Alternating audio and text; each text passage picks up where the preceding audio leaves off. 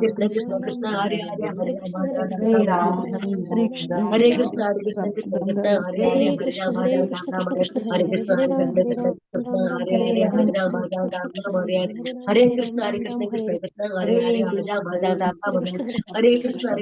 कृष्ण हरे हरे कृष्ण कृष्ण हरे हरे कृष्ण हरे कृष्ण राम कृष्ण हरे हरे हरे राम।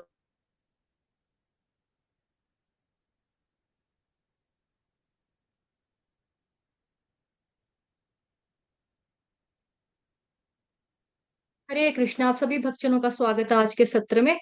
तो जैसा कि आप लोग जानते हैं कि आज भक्ति वैभव की कक्षा है, तो उस वजह से आज भगवत गीता जो पौने 7 बजे होती थी, उसका टाइम आज हमने कर दिया है। आज के दिन सिर्फ ओनली आज के डे, ठीक है, बुधवार के दिन आज हमने किया है जी 5:50 का। ठीक है। तो कुछ भक्तों को मैं देख पा रही हूँ वो चैंटिंग करने के लिए अभी आए हैं, जैसे कि SUBH शुभकृत प्रभु जी। सॉरी प्रभु जी, अभी कक्षा है, मैं क्षमा चाहूंगी आपसे। ठीक है। आप बाद में करना चाहें कर सकते हैं, चैंटिंग सेशन माता जी खुला रखना, जो भी भक्त चैंटिंग करना चाहे करता रहेगा। ठीक है माता जी। हरे कृष्ण। सत्र का शुभारंभ हम पहले जगत गुरु शीला प्रभुपाद जी की आज की कोट के साथ करेंगे। जगत गुरु शीला प्रभुपाद की जय। 26 फरवरी। यदि कोई तुम्हारे पैर पकड़कर तुम्हारा सिर नीचे करके लटका दे तो वह आरामदायक स्थिति नहीं है। यह पूरा संसार ऐसा ही है, कष्टदायक। यह उल्टी परछाई परछाई जैसा है। ऊर्ध्वमूलमधःशाखम् अश्वत्थं प्राहुरव्ययम् छन्दांसि यस्य पर्णानि यस्तं वेद स वेदवित्। उधर भी पढ़ा था ना उल्टा, उल्टी परछाई जैसा है। तालाब के तट पर एक पेड़ होता है और उसकी परछाई पानी में दिखाई देती है, किंतु वह वास्तविक नहीं होती। वास्तविक पेड़ ऊपर है। इसी प्रकार सच्चा आनंद, सच्ची वस्तुएं, ये सब आध्यात्मिक जगत में है। जगत गुरु शील प्रभुपाद की जय। कलकत्ता 26 फरवरी 1974। अभी हम करेंगे श्रीमद् भगवद गीता अध्याय 9 परम गुह्य ज्ञान। अभी हम करेंगे श्रीमद् भगवद गीता अध्याय 9 परम गुह्य ज्ञान। अध्याय का नाम है परम गुह्य ज्ञान और श्लोक संख्या है 4। मया तत्मिदं सर्वं जगदव्यक्तमूर्तिना मत्स्थानि सर्वभूतानि न चाहन्तेष्वस्थितः। इसका उच्चारण जो है उसकी ऑडियो वहां, सॉरी वीडियो देख लेना उधर दूसरी साइड पर। उच्चारण कैसे होगा, उच्चारण वाली कक्षा में वो बताया हुआ पूरा। यह संपूर्ण जगत मेरे अव्यक्त रूप द्वारा व्याप्त है। समस्त जीव मुझ में है किंतु मैं उनमें नहीं हूं। तात्पर्य जगत गुरु शील प्रभुपाद द्वारा। शील प्रभुपाद की जय। भगवान की अनुभूति स्थूल इंद्रियों से नहीं हो पाती, मतलब भगवान को अपनी भौतिक इंद्रियों के द्वारा नहीं समझ सकते। कहा गया है कि श्री मतलब भक्ति सामरी सिंधु ग्रंथ से ये श्लोक उद्धृत किया गया है तात्पर्य में प्रभुपाद जी के द्वारा रेफरेंस दिया है। श्लोक खंड 1 खंड 1 अध्याय 2 श्लोक संख्या 234। अतः श्री कृष्ण नामादि न भवे ग्राह्यमिंद्रियैः सेवोन्मुखे ही जिह्वादो स्वयं एव सुरत्यदः। इसका अनुवाद है कि भगवान श्री कृष्ण के नाम, यश, गुण, लीलाओं आदि को भौतिक इंद्रियों के द्वारा नहीं समझा जा सकता। तो फिर कैसे समझेंगे? जो समुचित निर्देशन से भक्ति में लगा रहता है उसे ही श्री भगवान का साक्षात्कार हो पाता है। ब्रह्म संहिता अध्याय 5 के श्लोक संख्या 38 में कहा गया है, प्रेमांजनुच्छुरित भक्ति विलोचनेन संतः सदैव हृदयेषु विलोकयन्ति। यदि किसी ने भगवान के प्रति दिव्य प्रेमाभिरुचि उत्पन्न कर ली है तो वह सदैव अपने भीतर तथा बाहर भगवान गोविंद को देख सकता है। इस प्रकार वे सामान्य जनों के लिए दृश्य नहीं है। यहाँ पर कहा गया है कि यद्यपि भगवान सर्वव्यापी हैं और सर्वत्र उपस्थित रहते हैं, किंतु वे भौतिक इंद्रियों के द्वारा अनुभव गम्य नहीं है। इसका संकेत अव्यक्त मूर्ति ना शब्द द्वारा हुआ है। भले ही हम उन्हें ना देख सकें, किंतु वास्तविकता तो यह है कि उन्हीं पर सब कुछ आश्रित है। जैसे कि 7वें अध्याय में सब कुछ बताया जा चुका है कि संपूर्ण दृश्य जगत उनकी दो विभिन्न शक्तियों, परा या आध्यात्मिक शक्ति तथा अपरा या भौतिक शक्ति का संयोग मात्र है। जिस प्रकार सूर्य प्रकाश संपूर्ण ब्रह्मांड में फैला है रहता है, उसी प्रकार भगवान की शक्ति संपूर्ण सृष्टि में फैली है और सारी वस्तुएं उसी शक्ति पर टिकी हैं। फिर भी किसी को इस निष्कर्ष पर नहीं पहुंचना चाहिए कि सर्वत्र फैले रहने के कारण भगवान ने अपनी व्यक्तिगत सत्ता खो दी है। ऐसे तर्क का निराकरण करने के लिए भगवान कहते हैं कि मैं सर्वत्र हूं और प्रत्येक वस्तु मुझ में है, तो भी मैं पृथक हूं। उदाहरणार्थ, राजा किसी सरकार का अध्यक्ष होता है और सरकार उसकी शक्ति का प्राकट्य होती है। विभिन्न सरकारी विभाग राजा की शक्ति के अतिरिक्त और कुछ भी नहीं होते, और प्रत्येक विभाग राजा की क्षमता पर निर्भर रहता है, तो भी राजा से यह आशा नहीं की जाती कि वह प्रत्येक विभाग में स्वयं उपस्थित हो। यह एक मोटा सा उदाहरण दिया गया। इसी प्रकार हम जितने स्वरूप देखते हैं और जितनी भी वस्तुएं इस लोक में तथा परलोक में विद्यमान हैं, वे सब भगवान की शक्ति पर आश्रित हैं। सृष्टि की उत्पत्ति भगवान की विभिन्न शक्तियों के विस्तार से होती है, जैसा कि श्रीमद् भगवत गीता में कहा गया है, विष्टभ्याः मिदम कृत्स्नम। वे अपने साकार रूप के कारण अपनी विभिन्न शक्तियों के विस्तार से सर्वत्र विद्यमान है। तो आज का श्लोक बहुत इंपॉर्टेंट है, उसमें कुछ विरोधाभासी जैसे बोलते हैं ना, कॉन्ट्राडिक्शंस, उस तरह से है। मया तत्तमिदं सर्वं जगदव्यक्तमूर्तिना मस्थानि सर्वभूतानि न चाहन्तेष्वस्थितः। मया तत्तमिदं सर्वं जगदव्यक्तमूर्तिना मस्थानि सर्वभूतानि न चाहन्तेष्वस्थितः। यह संपूर्ण जगत मेरे अव्यक्त रूप द्वारा व्याप्त है। समस्त जीव मुझ में है किंतु मैं उनमें नहीं हूं। तो बेसिकली ये जो है श्लोक, ये हमको विरोधाभासी है, ये एक तरह का। ठीक है, जैसे आपने श्री ईशोपनिषद ग्रंथ पढ़ा था, उसका जो मंत्र नंबर 4 और 5 था, वो भी ऐसे ही था ना। ओम अनेज देकम मनसोजवीयो नैन देवा आपनुवन पूर्वमर्षत् तद् तद्धावतोऽन्यान्यत्येति तिष्ठत् तस्मिन्नपो मातृष्वा दधाति। उसमें भी था। उसका अनुवाद क्या था? अपने धाम में रहते हुए भी उसका अनुवाद क्या था? मेरा नेट शायद बार बार जा रहा है आ रहा है, इसीलिए मुझे रिपीट करना पड़ रहा है, क्योंकि जब यहाँ लिखा था ना कि नेट इज अनस्टेबल, तो मैं रिपीट कर रही हूँ अपनी बात को। उसके बारे में अनुवाद ये था मंत्र 4 का, कि भगवान जो है वो अपने धाम में स्थित रहते हैं, हमेशा स्थित रहते हुए भी भगवान मन से अधिक वेगवान है और अन्य समस्त दौड़ने वालों को पछाड़ सकते हैं। जैसे कहते हैं ना, हम लोगों के लिए, भौतिक संसार में रहने वाले लोगों के लिए क्या बोला जाता है कि ये जो लोग हैं, इनका क्या सीन है कि इनको भाई वो है, मतलब हम सोचे कि हमें दिल्ली जाना है, दिल्ली जाने के लिए क्या लगेगा? पहले ट्रेन में बैठेंगे, टिकट कटवाएंगे, फिर ट्रेन में चढ़ेंगे, जाकर ट्रेन में चढ़ने के बाद हम सोचेंगे चलो बैठ गए हैं, फिर एक रात का ट्रैवल होगा। जैसे जम्मू कश्मीर से एक रात लगती है जाने में, दिल्ली को जाना हो तो पूरा एक रात का ट्रैवल है। लेकिन अगर मन से सोचे कि मैं मन में दिल्ली में हूँ, तो मैं सोचूं दिल्ली दिल्ली, मैंने मन में सोचा, मन में मैंने, मेरे पास अमीर हूँ, मेरे पास इतने सारे क्रेडिट कार्ड है, मैं यहाँ पे स्वाइप मारा, यहाँ स्वाइप मारा, उधर से मैंने शॉपिंग की, यहाँ से शॉपिंग की, वो होटल में गई, ये खाया वो खाया, उधर जाके रेस्ट किया, पिकनिक पे गए, ये किया वो किया, एक हीरो नजर आया, उसके साथ फोटो खिंचाई। मन की गति हमारी क्या है, बहुत तेज होती है। और यहाँ क्या बताया जा रहा है कि जो ये श्लोक, सॉरी, मंत्र नंबर 4 है आपका, अनेजदेकं मनसोजवीयो नैनद्देवा आप्नुवन् पूर्वमर्षत्। ठीक है, तद्धावतोऽन्यानत्येति तिष्ठत् तस्मिन्नपो मातृष्वा दधाति। ओ, उसने बोला कि भगवान अपने धाम में रहते हैं, लेकिन मन से भी ज्यादा, हमारे मन की गति से भी ज्यादा भगवान की स्पीड तेज है। जैसे आपको उदाहरण के तौर पे इसको समझो ऐसे कि जैसे गजेंद्र मोक्ष हुआ, है ना, गजेंद्र हाथी था, उसने बड़ा दर्द हो रहा था, उसको उसको तकलीफ थी, उसने भगवान जी को पुकारा अपने मन में, और सूंड से उसने क्या किया, एक फूल कमल का तोड़ के ऐसे करके भगवान को अर्पित कर दिया, सूंड में ऐसे रखकर, और रो रहा है, मतलब पुकार रहा है। भगवान फटाफट आ जाते हैं, मन की वेग की गति से भी ज्यादा तेज है, उससे भी ज्यादा, लेकिन भगवान रहते हैं अपने धाम में। फिर गजेंद्र हाथी को कैसे लेने आ गए? सेकंड में उसने मन में सोचा, परमात्मा का चिंतन किया, भगवान प्रकट हो गए, कैसे हो गए, है ना। तो ये चीज, ये क्या है, विरोधाभासी।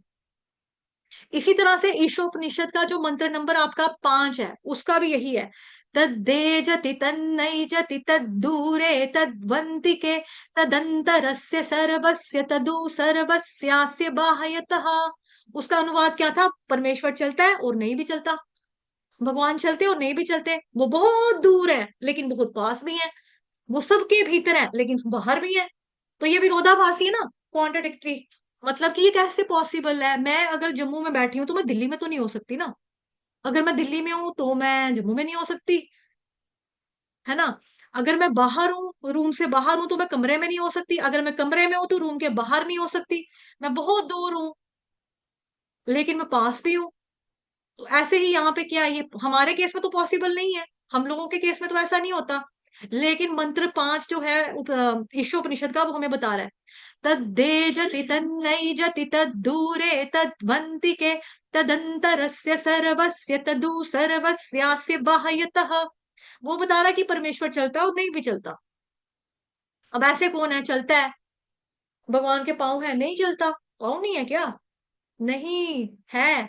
वो पूर्ण पुरुषोत्तम भगवान श्री कृष्ण है, वो बहुत दूर है फिर भी बहुत पास है। ये कैसे पॉसिबल है? वो सबके अंदर है लेकिन फिर भी सबके बाहर है, बाहर भी है अंदर भी है ना? हम लोगों के केस में क्या, हम अंदर है तो बाहर नहीं हो सकते, बाहर है तो अंदर नहीं हो सकते, पास है तो दूर नहीं हो सकते, दूर है तो पास नहीं हो सकते, चलते हैं और चलते ही हैं। मतलब ये तो नहीं कह सकते नहीं चल सकते, ये नहीं चल सकते, ये नहीं चल सकते तो ये नहीं कह सकते कि ये चल सकते हैं। हमारे केस में एक ही होगा, अगर किसी का शरीर खराब हो गया, किसी का पाँव नहीं है, पाँव कट गया, तो बोलेगा यार बेचारा लंगड़ा, इसका तो पाँव है ही नहीं बेचारा, ये कहाँ से चलेगा, ये नहीं चल सकता, है ना? लेकिन कोई बोले किसी के पैर भी सही सलामत है, ये चल नहीं सकता, क्यों? क्यों चल नहीं सकता? इसके पैर नहीं है क्या? हम कहेंगे नहीं नहीं पाँव है, फिर चल सकता है लेकिन अपनी मर्जी से नहीं चल रहा है ना ये। लेकिन भगवान के केस में क्या है, परमेश्वर चलता है, नहीं भी चलता, दूर भी है, पास भी है, सबके दिल के भीतर भी है और सबसे बाहर भी है। तो ये चीज है, ठीक है। और यही चीज यहाँ पे बताई जा रही है आपको कि यह संपूर्ण जगत मेरे अव्यक्त रूप द्वारा व्याप्त है, समस्त जीव मुझ में है, लेकिन मैं उनमें नहीं हूँ। अब जो जीव आत्मा है ना, वो भगवान से प्रेम भी करती है और भगवान के ऊपर डिपेंडेंट भी रहती है। भगवान जो, वो किसी पे डिपेंडेंट नहीं रहते, भगवान किसी को जवाबदेही नहीं है। भगवान, सब जीव जो है वो उनके उनमें है लेकिन भगवान उसमें नहीं है। भगवान के लिए शब्द यूज होता है स्वराट शब्द। आप लोगों ने सुना है स्वराट शब्द? आपका कहाँ सुना है?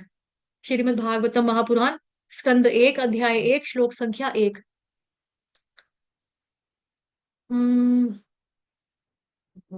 जन्माद्यस्य यतोऽन्वयादितरतश्चार्थेष्वभिज्ञस्वराट् तेने ब्रह्महृदाय आदिकवये मुह्यन्ति यत्सूरयः तेजो वाणिमृदां यथा विनिमयो यत्र त्रिसर्गो मृषा धाम्ना स्वेन सदा निरस्तकुहकम् सत्यम परम धीमहि।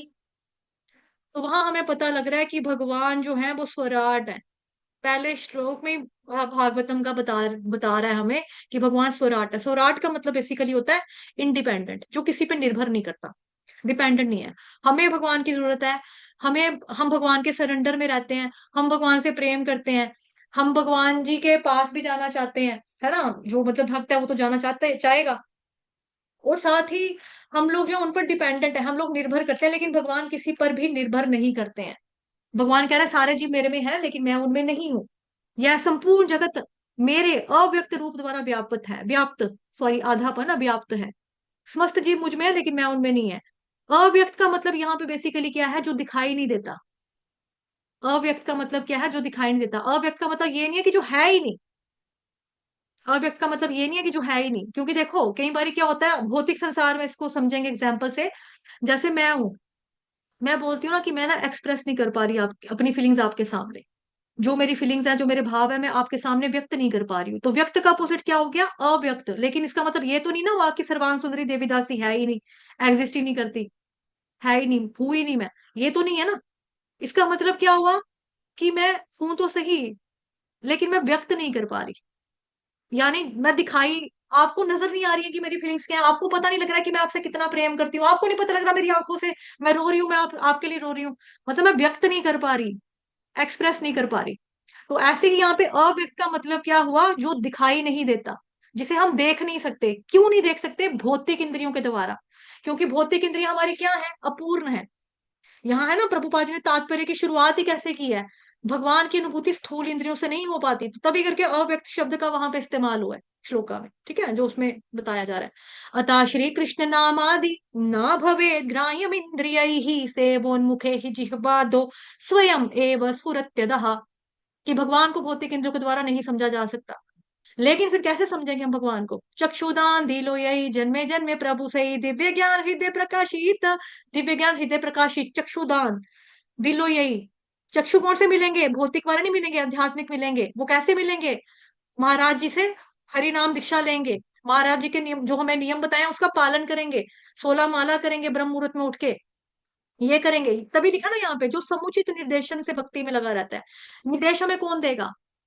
नो डाउट भगवान ने जो अपने निर्देश है, उपदेश है, वो भगवान ने बताए भक्तों को, जो भगवान जी के अनन्य भक्त है, शुद्ध भक्त है, वो फिर हमको आगे गाइड करते हैं ना, गुरु महाराज के रूप में हमको बताते हैं, नहीं नहीं बच्चे, सुबह उठना है आप लोगों ने मंगल आरती करनी है, आप लोगों ने हरे कृष्ण महामंत्र का जप करना है। तो समुचित निर्देशन से भक्ति में लगा रहता है, उसको ही भगवान का साक्षात्कार हो पाता है। ये मतलब है यहाँ पे अव्यक्त का, कि जिसको हम भौतिक इंद्रियों के द्वारा नहीं समझ सकते। लेकिन इसका मतलब ये नहीं है कि वो है ही नहीं। जैसे हम यहाँ से देखते हैं ऊपर आसमान में, हम कहते हैं है ही नहीं, सूरज का है, चांद का है ही नहीं, है ही नहीं, है ही नहीं, लेकिन वो होता है। हमें नहीं नजर आ रहा कभी, बादलों की वजह से हमें नजर नहीं आ रहा, बेसिकली वो हमारी दृष्टि का कसूर है, सूरज का कसूर तो नहीं है, वो तो था, वो तो चढ़ा हुआ है, हम नहीं देख पा रहे, है ना। तो यही है, यह संपूर्ण जगत मेरे अव्यक्त रूप के द्वारा व्याप्त है, संपूर्ण जीव मुझ में है, किंतु मैं उनमें मैं उनमें नहीं हूँ। तो बेसिकली भगवान यहाँ पर किसी से भी आसक्त नहीं है, कि सब जीव मुझ में है लेकिन मैं उनमें नहीं हूँ। यहाँ पे आसक्ति की बात हो रही है। हम लोगों को भगवान जी से आसक्ति है, जीवर स्वरूप है कृष्णेर नित्य दास, जो दास होगा ना, भौतिक संसार का भी जो नौकर होगा ना, उसको मालिक से आसक्ति होती है, कि मेरे मालिक सही सलामत रहने चाहिए। इनफैक्ट घर का जो कुत्ता होता है ना, वो भी क्या मांगता है, आप लोगों ने सुना है कि कुत्ता क्या मांगता है? कुत्ता कहता है, हे भगवान मेरे मालिक को आप अच्छी उम्र देना, अच्छा कमाना देना, ताकि ये अच्छे से कमाएं, अच्छा अच्छा खाएं, तो मैं भी अच्छा अच्छा इनसे खा सकूं। तो कुत्ता भी यही चाहता है। हम लोग भी तो कुत्ते हैं ना, तभी करके हम लोगों ने गले में कंठी डाली होती है। तो कंठी का मतलब क्या है गले में? एक तो दो मतलब है कंठी का, कि इस कंठ से नीचे पर साधम के अलावा कुछ ना जाए। दूसरा कंठी का मतलब ये होता है कि जैसे गली का कुत्ता होता है ना, उसके गले में पट्टा नहीं होता, उसको कोई भी आके पत्थर मार रहा है, ऐसे ही अगर हमारे गले में पट्टा नहीं है, हम भगवान के भक्त नहीं है, तो यमदूत यमराज हमको डंडे मार मार के ले जाएंगे, चलो ए तुम्हारा टाइम हो गया। लेकिन अगर हम भगवान के भक्त हैं, तो हम कॉलर वाले कुत्ते, यानी कि हम भगवान जी के दास हैं। तो पता लगता है यहाँ से कि इसने कंठी पहनी है, ये भगवान जी का भक्त है, तो यमदूत यमराज हमको हाथ नहीं लगाएंगे, हमको विष्णु पार्षद, भगवान के पार्षद लेने के लिए आएंगे, भगवान आएंगे, भगवान के भक्त आएंगे, गुरुदेव आएंगे, इस तरह से आता है। जब प्रभुपाद जी बोलते हैं कि जो व्यक्ति माला करेगा, 16 माला ब्रह्म मुहूर्त में उठ के करेगा, मैं गारंटी देता हूँ, अगर आप लोगों को नहीं भी लिया गया, तो मैं आपकी बाजू पकड़ के आपको भगवत धाम में जाके आपको लेके जाऊंगा अपने साथ। प्रभुपाद जी बोलते हैं ना। तो यही चीज है यहाँ पर, ये जो लिखा है, समस्त जीव मुझ में है किंतु मैं उनमें नहीं हूँ। यानी बेसिकली भगवान यहाँ पर किस बता रहे हैं, कि मैं किसी से भी आसक्त नहीं हूँ। विरक्त है भगवान, उदासीन है भगवान, पहले भी पढ़ा ना हमने सेवन, भगवान उदासीन है। तो ये क्या है, भगवान किसी से आसक्त नहीं है। लेकिन जो जीवात्मा, वो भगवान जी से आसक्ति भी रखती है, उसको आसक्त भी है भगवान के प्रति, और जीवात्मा जो है वो भगवान जी पे डिपेंडेंट भी है, निर्भर भी करता है, उसका अस्तित्व भी उनके ऊपर डिपेंडेंट करता है। जैसे पापा नहीं होंगे तो बच्चा कहाँ से पैदा होगा? मम्मा अकेले से कर लेगी, मम्मा नहीं होगी तो पापा कहाँ से पैदा कर लेंगे? खुद से हो जाएगा? नहीं होगा ना, नहीं हो सकता ना। तो उसी तरह से जो आपका मतलब भगवान जो है, जैसे मैंने एग्जाम्पल दिया यहाँ पे आपको, कि भगवान जो है वो हमारे फादर है, सुप्रीम फादर है, उन्होंने हमें पैदा किया है। हमारा अस्तित्व उनके ऊपर निर्भर नहीं कर, उनके ऊपर निर्भर करता है, लेकिन उनका अस्तित्व हमारे ऊपर निर्भर नहीं करता है। तो जैसे जैसे मतलब कि मैंने आपको पहले भी एग्जाम्पल दी थी, जो ईशोपनिषद मंत्र है ना, उसका जो पहला ही मतलब ईश स्तुति है, उसमें जो ओम पूर्णमदः पूर्णमिदं पूर्णात् पूर्णमुदच्यते पूर्णस्य पूर्णमादाय पूर्णमेवावशिष्यते ओम शांति शांति शांति। उसमें बताया है कि भगवान पूर्ण है। क्योंकि वो पूरी तरह से परिपूर्ण है, इसलिए उनके सारे उद्भव तथा यह व्यवहार जगत पूर्ण रूप से भी परिपूर्ण है। पूर्ण से जो कुछ भी उत्पन्न होता है वो भी अपने आप में पूर्ण होता है, क्योंकि वे संपूर्ण है। अतएव उनमें यद्यपि ना जाने कितनी पूर्ण इकाइयां उद्भूत होती हैं, फिर भी वे पूर्ण रहते हैं। इसको समझेंगे जैसे एक मम्मा होती है ना, भौतिक संसार के एग्जाम्पल से समझेंगे। जैसे एक मम्मा होती है, तो मम्मा क्या करती है, मम्मा बच्चा पैदा करती है। और मम्मा ने बच्चा पैदा किया तो उसके बाद ये तो नहीं कि मम्मा का वजूद, मम्मा का अस्तित्व खत्म हो जाएगा, समाप्त हो जाएगा। मम्मा तो बनी रहेगी, है ना। जैसे हमें हमारी मम्मा ने पैदा किया, तो ये तो नहीं मेरी मम्मा खत्म होगी, मतलब खत्म होगी इन द केस ऑफ, वो बात नहीं है यहाँ पे कि मतलब कोई बच्चा पैदा करते ही चला जाए, मर जाए, वो अलग बात है। लेकिन यूजली जो हम जनरली देखते हैं कि एक माँ ने बच्चा पैदा किया, और माँ, ऐसा तो नहीं होता कि माँ की दो आंखें थी, बच्चे में वो दो आंखें आ गई तो माँ की आंखें गायब हो गई। बच्चे के दो कान आए तो माँ के कान गायब हो गए, बच्चे की नाक आई तो माँ की नाक उड़ गई, है ना। और पूरी की पूरी उड़ गई, क्यों? ये इसने पैदा किया ना, इसकी सारी एनर्जी खत्म होगी, इसने पैदा नहीं किया, तो माँ कहाँ बचेगी, क्योंकि बच्चा आ गया दुनिया में तो माँ तो गई। ऐसा नहीं होता। उसी तरह से ओम पूर्ण मतलब पूर्णमिदम पूर्णात पूर्णमुदच्यते, जैसे ये मेरे सब पास कागज का टुकड़ा है, ठीक है, ये कागज का टुकड़ा है, इसको मैं थोड़ा सा फाड़ूंगी बिकॉज ये रसीद है किसी चीज की, ठीक है। तो ये है, ठीक, ये हमने फाड़ा कागज का टुकड़ा। अब मैंने इसके टुकड़े टुकड़े टुकड़े टुकड़े टुकड़े टुकड़े टुकड़े टुकड़े कर दिए। अब पूरा का पूरा जो कागज था वो समाप्त हो गया, अब बचा मेरे पास ये। अब कोई बोले कि ये क्या है, तो ये कहूंगी ना, ये कागज है।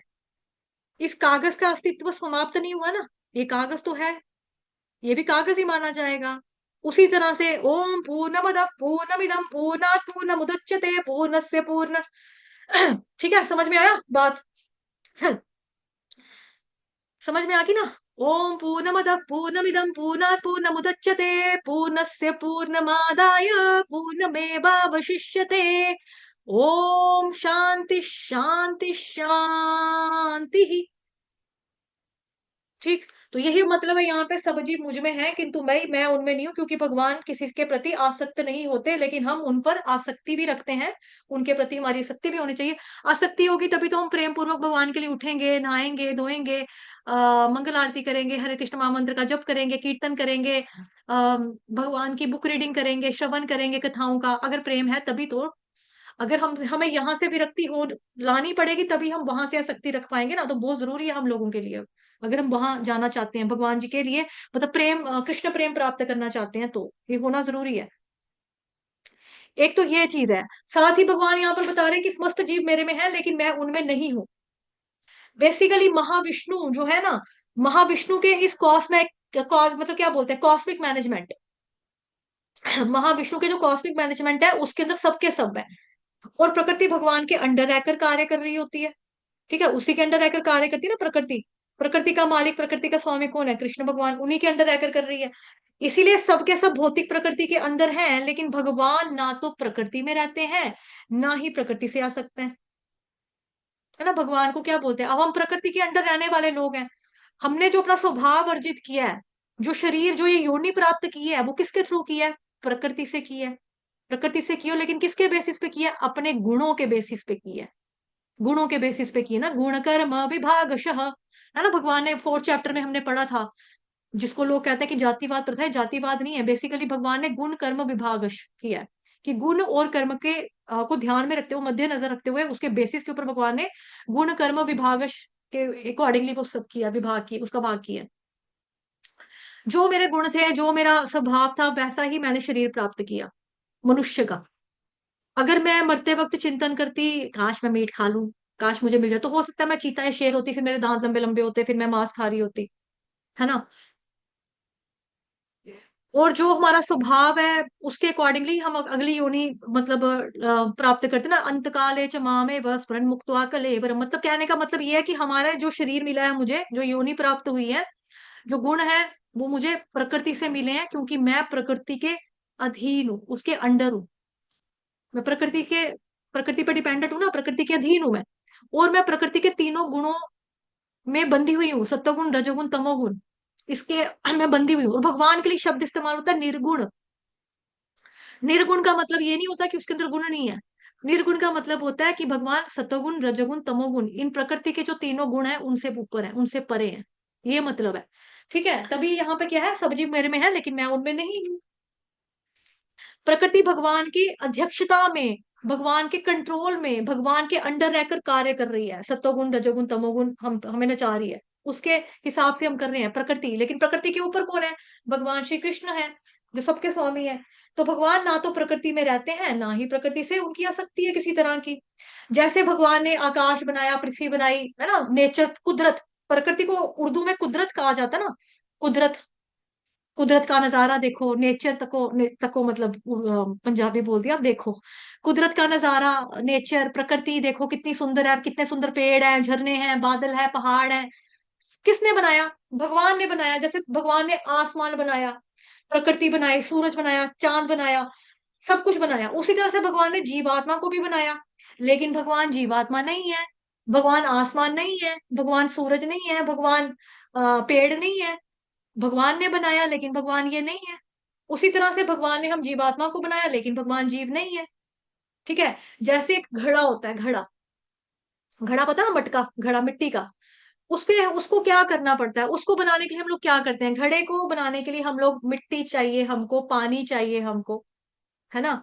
मिट्टी चाहिए, पानी, मेन तो मोटी मोटी ये वस्तुएं दो कि मिट्टी और पानी चाहिए। उसके बाद आपके पास चक्का होना चाहिए, वो मशीन होनी चाहिए, उसमें वो ऐसे ऐसे करके शेप देता है, गोल गोल यूं घुमाता है, एक डंडी होता है, डंडी से घुमाता है। मेन चीज हमें चाहिए घड़ा बनाने के लिए, मिट्टी और पानी, ये दो वस्तुएं ज्यादा इंपॉर्टेंट है। अब मिट्टी है, घड़े को बनाने के लिए मिट्टी चाहिए, पानी चाहिए, यानी घड़े में मिट्टी है, मतलब घड़ा मिट्टी से बना है। लेकिन मिट्टी जो पड़ी हुई है, मैं बोलूं मिट्टी देखो ना, ये घड़ा पड़ा है, मिट्टी घड़ा नहीं है ना। घड़ा जो है वो मिट्टी से बना है लेकिन मिट्टी घड़ा नहीं है। मिट्टी घड़ा नहीं है, मिट्टी घड़ा नहीं है। समझो बात को। घड़ा मिट्टी से बना है लेकिन मिट्टी घड़ा नहीं है। ये मान लो ये मिट्टी पड़ी है, ये रेत है, यहाँ पे रेत है, मिट्टी है। ठीक है, मैंने इसको शेप देके घड़ा बना लिया, मैंने घड़ा बना लिया। अब ये घड़ा जो है ये मिट्टी से बना है, लेकिन मैं बोलूँ ये मिट्टी कट्टी पिट्टी, जो मतलब चूरा, मिट्टी का जो चूरा है, मतलब चूरन टाइप मिट्टी, मतलब पार्टिकल जो पूरा कण कण है मिट्टी का, मैं बोलूँ ये मिट्टी ना, देखो ये ना घड़ा है, ये ना घड़ा है। आप बोलोगे ये घड़ा नहीं, ये तो मिट्टी है। नहीं, ये ना घड़ा है, ये ना घड़ा है। वो नहीं हो सकेगा ना, वो नहीं होता। वैसे ही सब जीव मेरे में है, लेकिन मैं उनमें नहीं हूँ। संपूर्ण जगत मेरे अव्यक्त रूप द्वारा व्याप्त है, लेकिन समस्त जीव मेरे में है लेकिन मैं उनमें नहीं हूँ। ठीक है। और भगवान इस मटेरियल बॉन्डेज में या इस भौतिक जगत में, जो जगत रूपी इसको जेल कहा जाता है ना, इसका हिस्सा नहीं है भगवान। भगवान इसका हिस्सा नहीं है। जैसे प्रकृति, प्रकृति में क्या आता है, नेचर में क्या आता है? सूरज आया, चांद आया, सितारा, सितारे सितारे आए, नदी आई, पहाड़ आई, झरने आए, पेड़ पौधे आ गए, है ना। सब कुछ जो हम दिखाई, हमको दिखाई देता है, जो भी हम देखते हैं, हमें ये समझना चाहिए कि ये भगवान की मैनिफेस्टेशन है, ये भगवान के द्वारा बनाया गया है, ये भगवान ने बनाया है। पर ये भगवान नहीं है, पर ये भगवान नहीं है। नो डाउट कि हमें बताया जाता है कि हमें कण कण में भगवान को देखना, वो अलग बात है। लेकिन ये सब भगवान नहीं है। ठीक है। हमारा पालन पोषण भगवान करते हैं लेकिन अपनी शक्तियों के माध्यम से करते हैं, देवी देवताओं के द्वारा करते हैं, है ना। पर कृष्ण खुद इन्वॉल्व नहीं होते, वो कहाँ है? वो तो गोलोक वृंदावन धाम में है ना। तो जैसे पैरा नंबर 2 जो था यहाँ पे हमने अभी पढ़ा,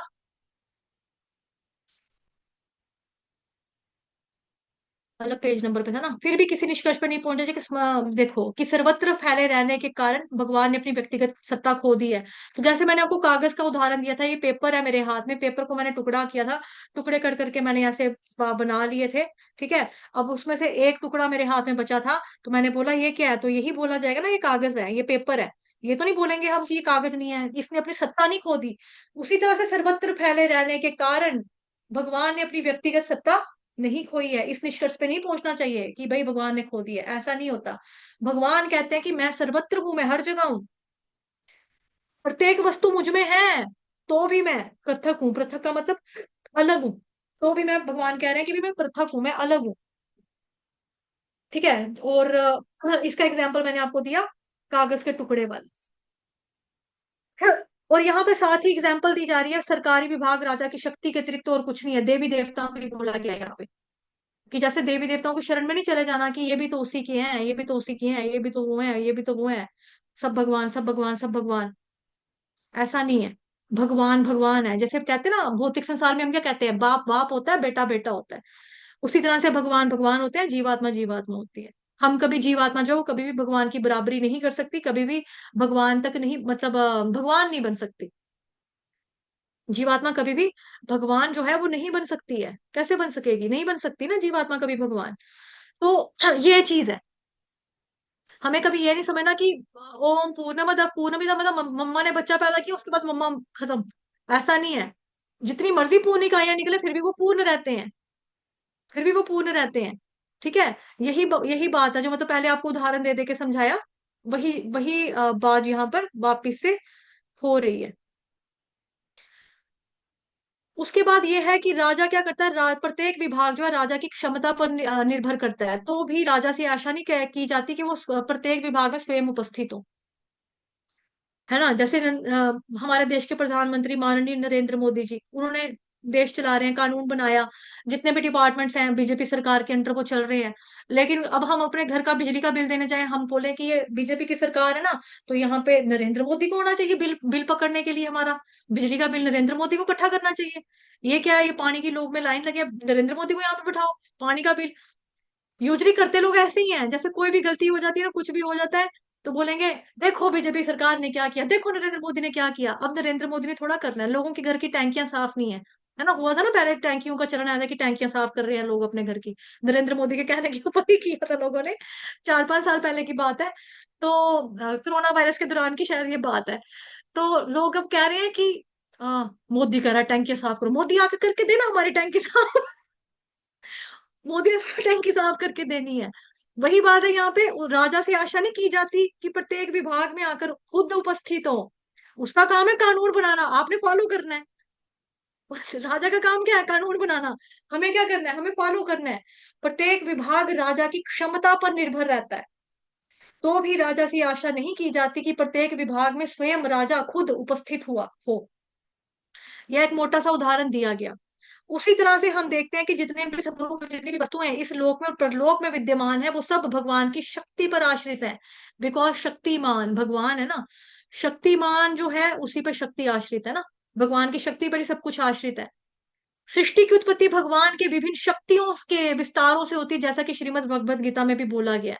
वे अपने साकार रूप के कारण अपनी विभिन्न शक्तियों के विस्तार से सर्वत्र विद्यमान है। सर्वत्र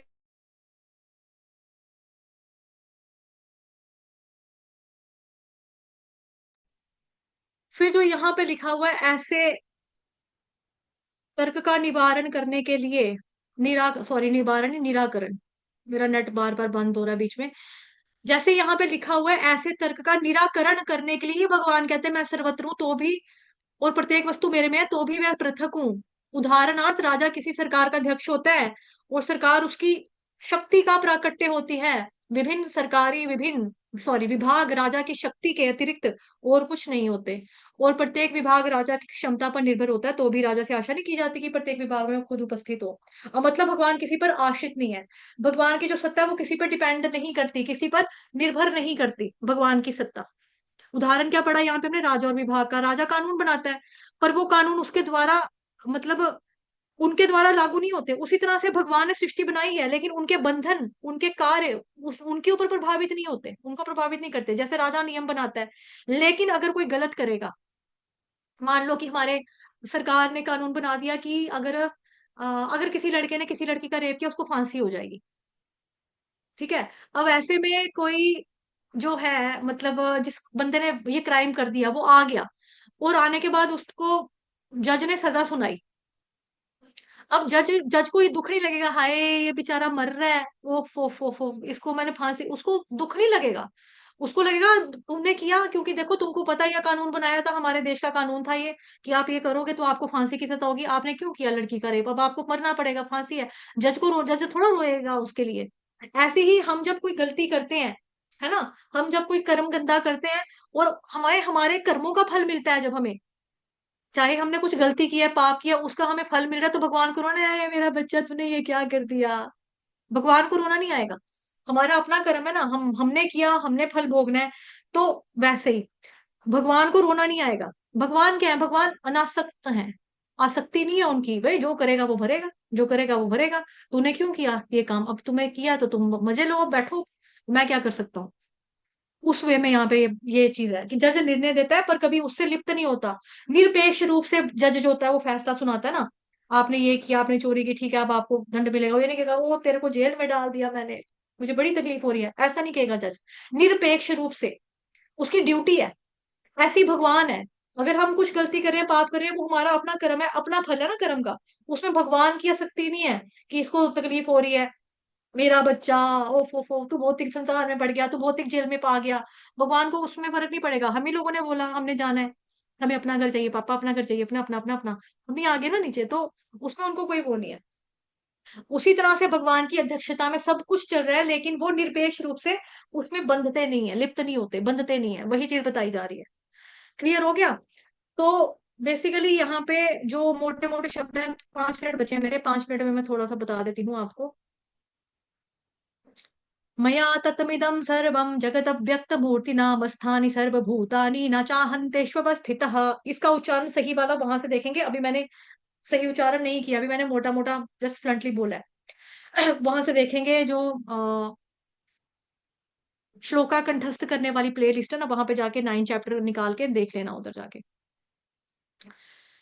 तो राजा का विभाग जो है वो उपमा दी गई है यहाँ पे। और जगत अव्यक्त मूर्ति ना, ये की वर्ड है इस श्लोका का, मेन वर्ड जगत अव्यक्त मूर्ति ना, ये चीज है। ठीक, आज के लिए इतना ही, समय खत्म हो गया है। अब आप लोग क्या करना, आप लोग चैंटिंग जिनकी नहीं हुई है कंप्लीट वो लोग करो, मेरी क्लास है मैं जाऊंगी। ठीक, मीटिंग स्टॉप नहीं हो रही है, आपका जूम चलेगा। स्टॉप क्या होगा, रिकॉर्डिंग स्टॉप होगी, ठीक है।